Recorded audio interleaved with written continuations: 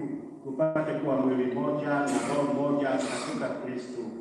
Yeye atufanye sisi tuwe kwako sadaka timilifu ya milele, ili tuweze kupata urithi pamoja na wateule wako, kwanza kabisa pamoja na Bikira Maria mwenye heri mama wa Mungu, na Mtakatifu Yosefu mume wake huyo Bikira, na mitume wako wenye heri, na mashahidi wako watukufu, na watakatifu wote ambao tunategemea kupata daima msaada wa maombezi yao mbele zako.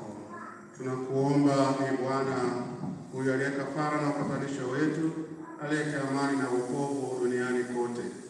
Upende kuimarisha katika imani na mapendo kanisa lako linalosafiri hapa duniani, pamoja na mtumishi wako Baba Mtakatifu wetu Leo wa 14 na askofu wetu Eusebius, pamoja na maaskofu wote, waklero wote na watu wote unaowafanya kuwa taifa lako. Usikilize kwa wema sala za neema hii iliyoita hapa mbele yako.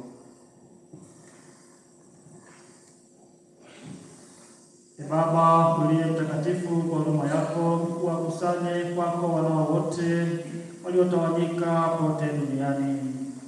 Wapokee kwa wema katika ufalme wako ndugu zetu marehemu na wote walioaga dunia wakiwa wamekupendeza, na sisi tunatumaini kufika katika ufalme huo, ili pamoja tushibishwe milele kwa utukufu wako, kwa njia ya Kristo Bwana wetu, ambaye kwa njia yake unajalia ulimwengu mema yote.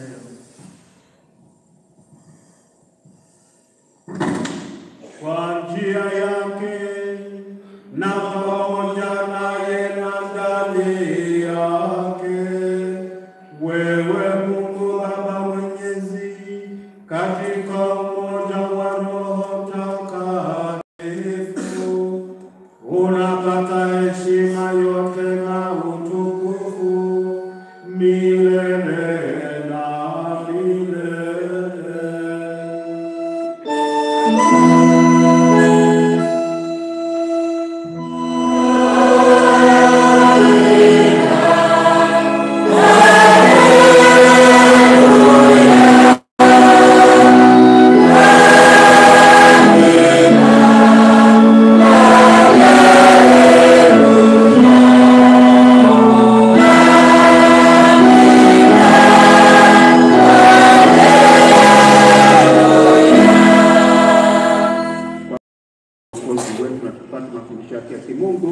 Tunathubutu kusema: Baba yetu mbinguni, utupe leo mkate wetu wa kila siku. Utusamehe makosa yetu kama tunavyowasamehe na sisi waliotukosea. Usitutie katika kishawishi, lakini utuokoe maovuni.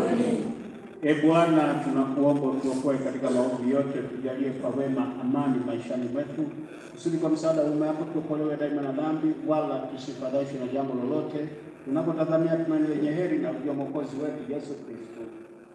Kwa kuwa ufalme ni wako na nguvu na utukufu hata milele. Bwana Yesu Kristo, uliyewaambia mitume wako, amani na wachieni, amani yangu na wapa, usisitazame dhambi zetu, lakini imani ya kanisa lako. Upende kujalia amani na moja kama tu mapenzi yako, unaishi na kutawala milele na milele.